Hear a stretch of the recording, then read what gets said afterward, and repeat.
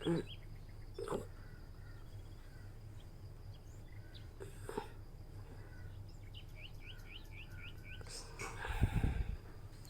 Sir, எங்க இருக்கீங்க? வீட்டில் தான் இருக்கேன். நான் வீட்டு வாசல்ல தான் இருக்கேன். இல்லை, நான் எங்கள் வீட்டில் இருக்கேன் சார். படம் செம்ம ஹிட். ப்ரொடியூசர் உங்களை இப்போ நேரில் பார்க்கணும் கூப்பிடுறாங்க சார். வரேன்னு சொல்லுங்கள். Okay sir.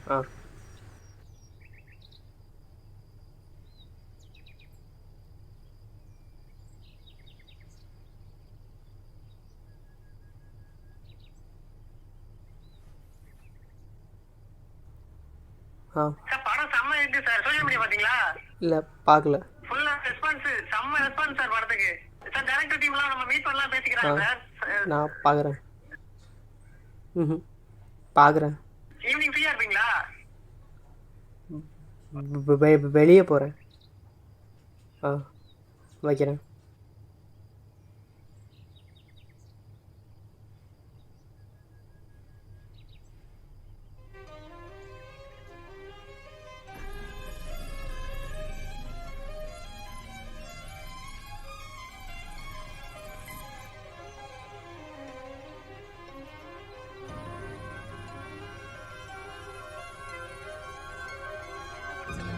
ஹியூமர் சென்ஸ் வந்து எஸ்கே ஃபுல்லா இது பண்ணாம படத்துல டோட்டலாவே ஹியூமர் சென்ஸ் இருந்தது. சூப்பரா இருக்கு. சார் படமே பூச்சி இருக்குது. எல்லாம் சூப்பரா இருக்கு. சூப்பர் வேற லெவல் சார் படம். வேற லெவல் சூப்பரா இருக்கு. எல்லாமே பிடிச்சிருக்கு. சூப்பரா இருக்கு. சூப்பரா இருக்கு ப்ரோ.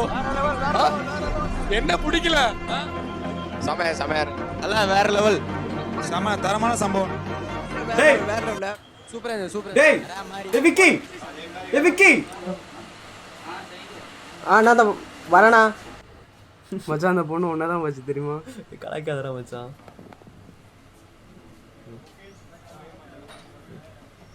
சாப்பிட்டு சொல்கிறான். வெயிட்டர், இதை க்ளீன் பண்ண. மச்சான், அந்த பொண்ணு ஒன்றா தான் பார்த்துன்னு நினைக்கிறேன். நீ தான் எனக்கு கலாய்க்கிற தெரியுமா?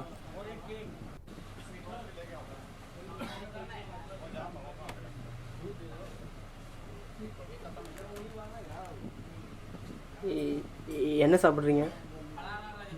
என்ன வேணும்? பரோட்டா இருக்குது, பிரியாணி இருக்குது, ஃப்ரைட் ரைஸ் இருக்குது.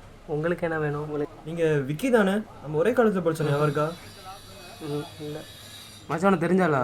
ஒரு ஷார்ட் ஃபிலிம் காமிச்சான்ல, நிமிர்ந்து இவர் தான் அந்த டேரக்டர். ஒரு பரோட்டா பிரியாணியே ஒழுங்காக சொல்லது இல்லை. டேய், என்ன மச்சான் அவர் முன்னாடி போய் சொல்லிட்டு இருக்க? பாவண்டா அந்த ஆளு. விக்கி, வாங்க அவ்வளோ உட்கார வாங்க. நிறையா காசு போட்டு படம் பண்ணேன், ஷார்ட் ஃபிலிம் பண்ணேன். ஆனால் ரெஸ்பான்ஸ் ஒழுங்காக வரல. அப்புறம் நிறைய பேர் சொன்னாங்க இதெல்லாம் லாய்க்கு இல்லை அப்படின்னு சொன்னாங்க. நான் தான் கேட்காம பண்ணேன். ஒன்றும் யூஸ் ஆகலை. அப்பாவுக்கும் ஆக்சிடெண்ட் ஆகிடுச்சு. அதனால் வீட்லேயும் ரொம்ப கஷ்டம். படம் பண்ணால் சாதிச்சிடலாம் அப்படின்னு தோணுச்சு. அதனால் ஒன்றும் படிக்காதனால வேறு வேலை எதுவும் தர மாட்டேங்கிறாங்க. எனக்கு ஏற்ற மாதிரி இங்கே வேலை கிடச்சி அதான் வேலை பார்த்துட்ருக்கேன். என்ன இங்கே பார்த்ததும் ஃப்ரெண்ட்ஸ் யார்ட்டையும் சொல்ல வேணாம். புரியுது நிலமை. லைஃப்பில் எல்லாருக்கும் இப்படி ஒரு அடி விழ தான் செய்யும். என்ன பாரு, நானும் மியூசிக்கில் பெரிய ஹோப்போட தான் இருந்தேன். பாரு, ஏதோ ஒரு ஃப்ளோவில் பிடிச்சி நான் வந்துட்டேன் மேலே.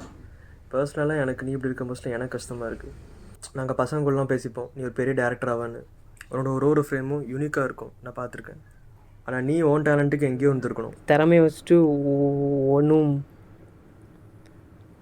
இப்படி திக்குவாய் பேசுகிறவனுக்கு யாரும் சான்ஸ் கொடுக்க மாட்டாங்க. என்ன பண்ண முடியும்? நீ தப்பாக புரிஞ்சிட்டு இருக்க விக்கி. உன் லைஃப்பை நீ எப்படி வேணும் வாழ்ந்துடலாம். ஆனால் பிடிச்ச மாதிரி வாழ்றியா? அவ்வளோதான், சிம்பிள். ஒன்று ரெண்டு விஷயத்தை நம்ம பார்க்கலாம், தொடலாம். ஆனால் சில விஷயம் தான் நமக்குன்னு நிரந்தரமாக நிற்கும்.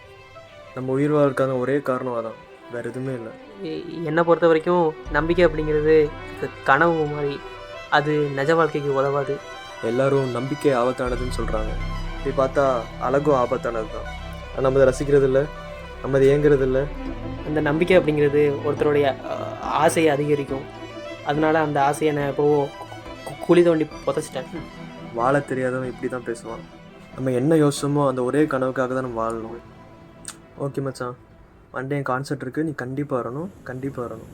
உன்னை எதிர்பார்த்துட்ருப்பேன். நான் சொன்னதில் மனசு வச்சுக்கும், எதையும் மறந்துடாத.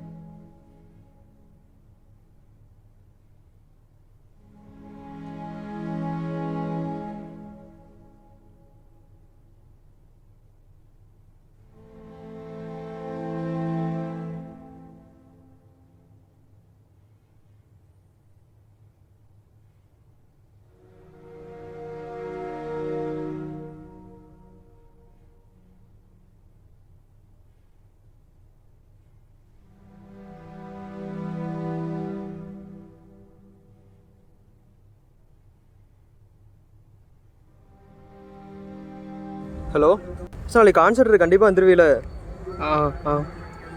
என்னடா ஆன்னு சொல்கிற, வந்துடுவீல? சரி, நீ வந்துடுவேன் எனக்கு தெரியும். நான் உனக்கு எல்லாம் என் சாங்ஸ்லாம் அனுப்புகிறேன், நான் பாடுற சாங்ஸ்லாம் அனுப்புகிறேன். என்னன்னு பாக்கியா?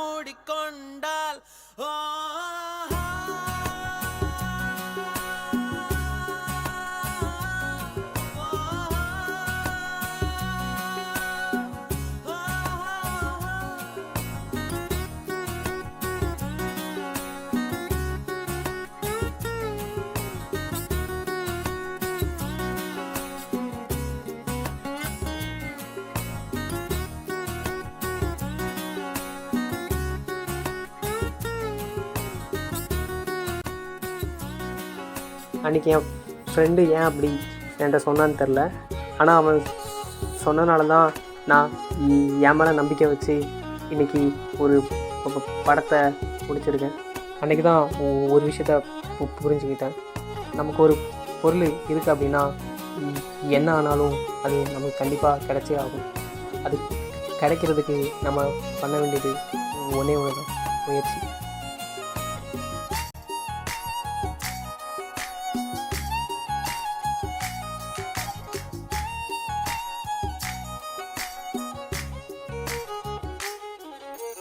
போர்க்களத்தில் பிறந்து விட்டோம், வந்தவை போ